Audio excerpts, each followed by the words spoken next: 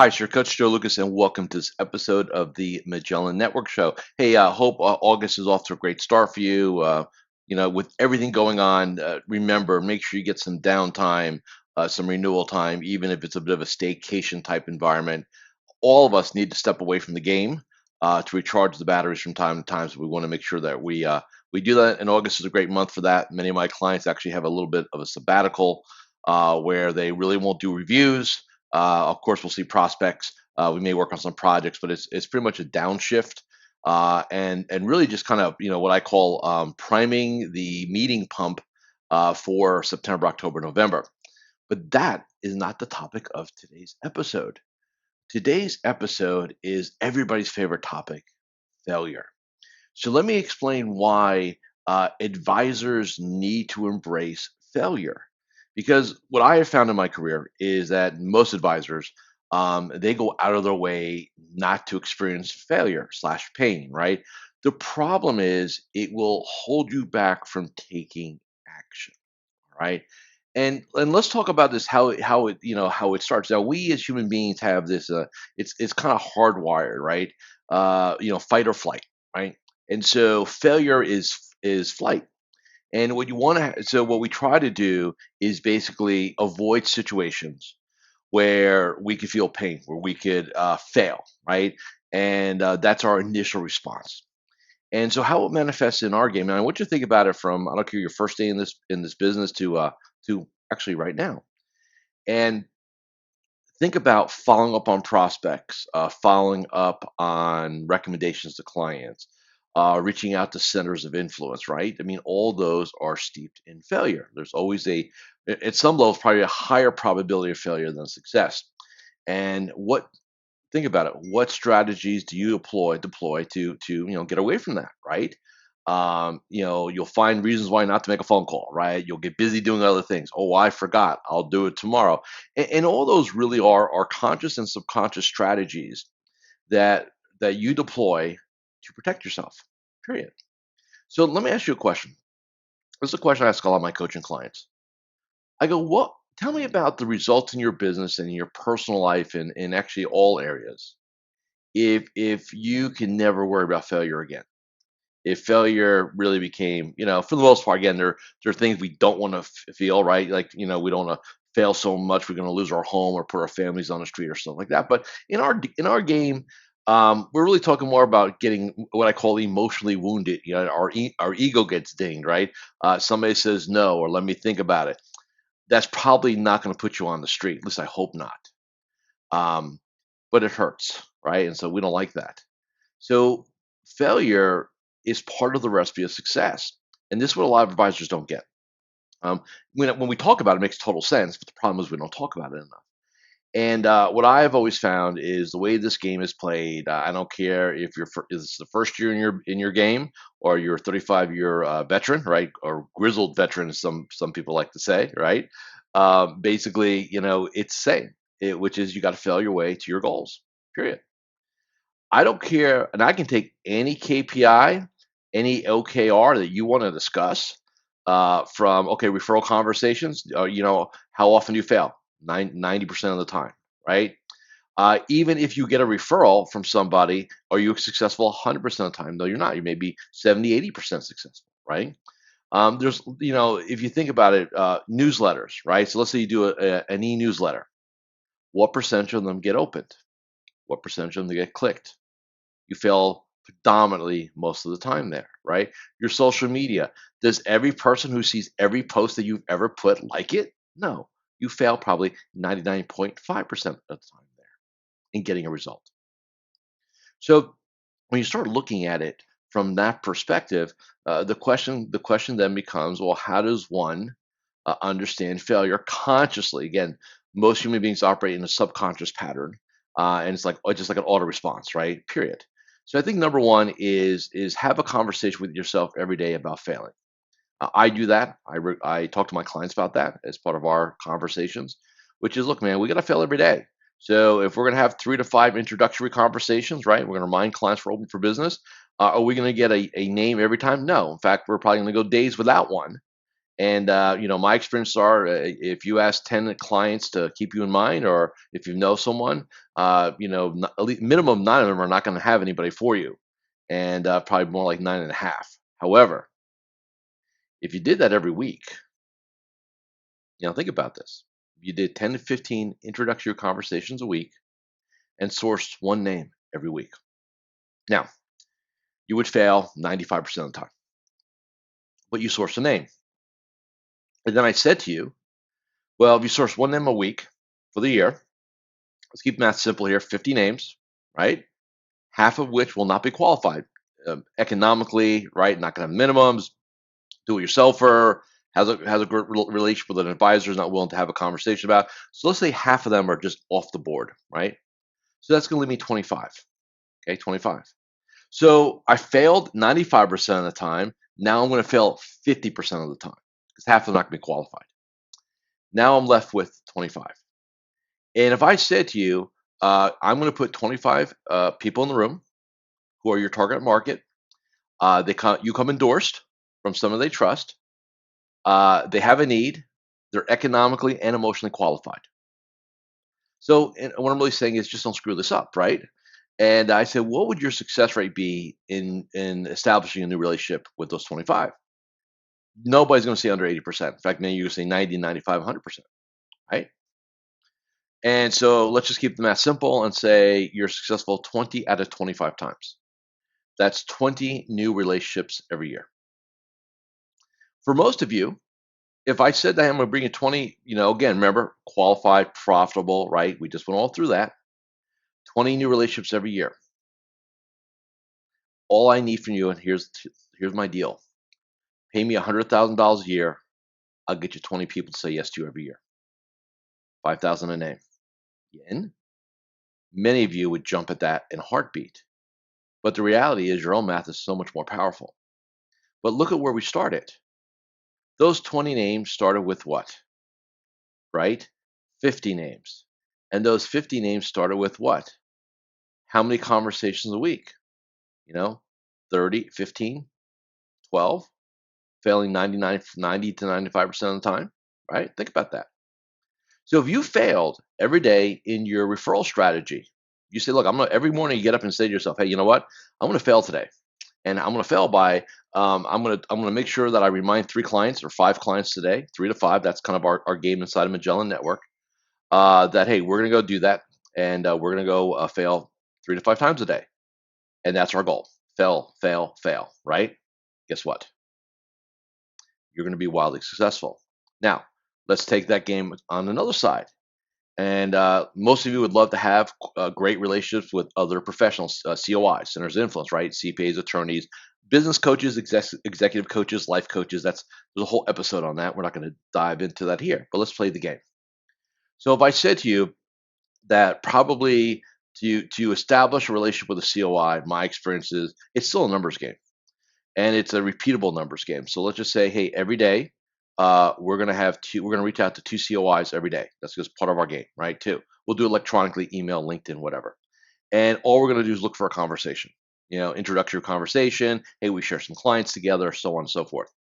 And let's say you do that 10 times a week, 2 times a day, right? You're going to fail probably 80, 90% of the time, right? Even just getting a conversation. But inside of those, you're going to establish 50 initial conversations with centers of influence. 90% of them will not go anywhere.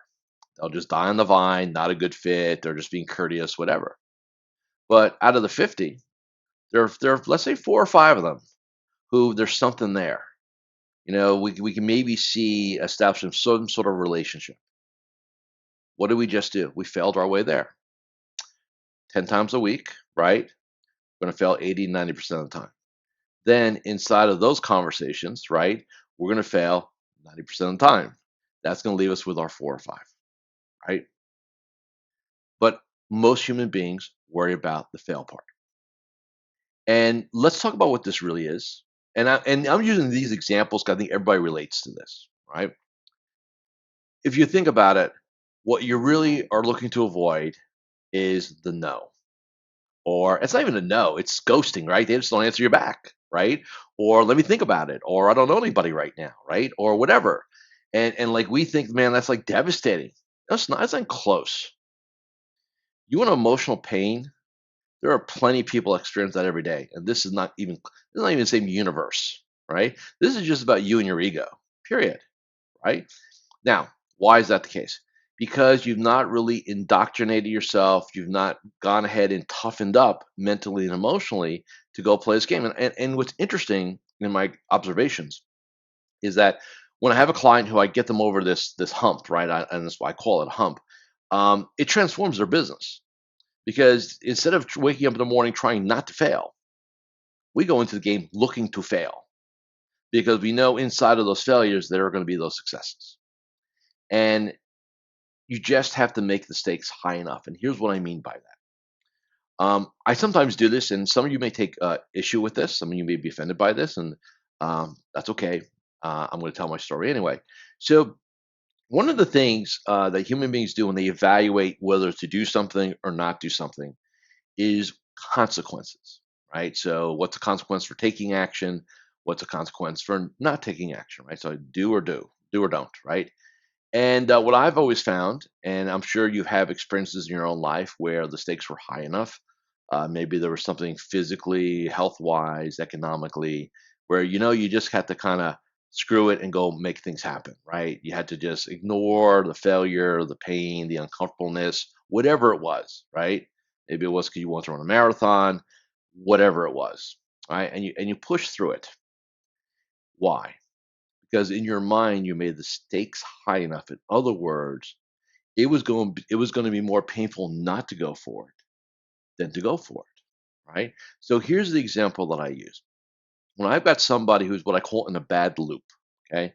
Bad loop is when their internal dialogue is just not where it needs to be, and now I'm having a conversation with them, and it's not where it needs to be, and they're just I don't say whiny. It's probably not the best word, but I'll just use that because that's what's in my brain right now. And, I can't. I got no momentum. I can't. My pipeline looks like crap. Da da da da. And meanwhile, they got a couple hundred households, right? And I'm sitting there going, if you get a couple hundred households, you should never have a pipeline problem, right? You're not effective in dealing with it. And I said to him, I said, okay, so let me ask you a question. We need to drive revenue. So how do you want to do it? Well, let's just kind of take you out of the equation. If you were giving another advisor advice, what would you tell them? And the person inevitably goes, well, I'd probably go ahead and ask for referrals. It's okay, makes sense to me. I like that. All right, what else would you do? I want to make sure I have all their business, so I probably want to do like a net worth statement, a balance sheet, something like that, just to kind of or an asset map, just see where the money is, find some opportunities there. Yeah, you probably would some 401k money, early distributions. I'm sure there's some things there. Okay, what else would you do? And then he goes, I would probably want to reach out to their CPAs and attorneys and introduce myself and just kind of see if there's anything I can do or let them know I'm a resource to them. I said, okay, I like that. It's cool. Let's do that. I said, what else would you do? And then he starts thinking about, well, I visited with these people, several years ago. I had some referrals. The timing wasn't right. I said, I could reach out to those people. So yeah, you could. Okay, all right, cool. What else? And then he goes, well, I've got all these people on LinkedIn, right? I can just kind of look to engage them in conversation.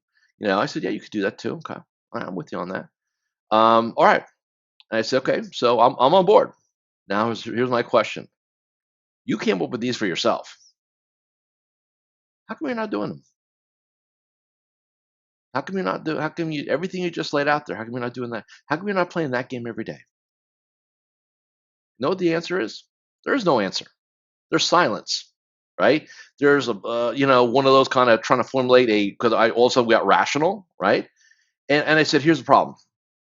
I said, the stakes aren't high enough for you. You have a little money in the bank. You're not, everybody, we call it the comfort zone, right? There's a comfort zone balance, right? So in your bank account, your operating account, whatever it happens to be, if there's more than X in that account, you're good. Falls below X, you're not good. Very simple. We all have a number, right? And that number tends to rise in our careers. Now, when I'm sitting there, so here comes the part that some of you may not like. So I sit there, look, the problem you have is this is not a must for you. The stakes aren't high enough. So let me ask you a question. Let me say I made you a proposal. Here's my proposal. I need you in the next 30 days to get 10 new clients and 3 million new dollars, right? New AUM, right? I need you in the next 30 days. And if you don't do it, I'm gonna come fly to your state or drive, and I'm gonna murder your family in front of you, and you're gonna watch. What are the odds of you accomplishing that goal in the next 30 days? Every person I've ever had that conversation with in 20 plus years has said, I'd get it done. It's okay. And if they said they did it, they wouldn't get it done, that means they don't like their family. But that's a whole nother conversation, right? We've never had one of those yet.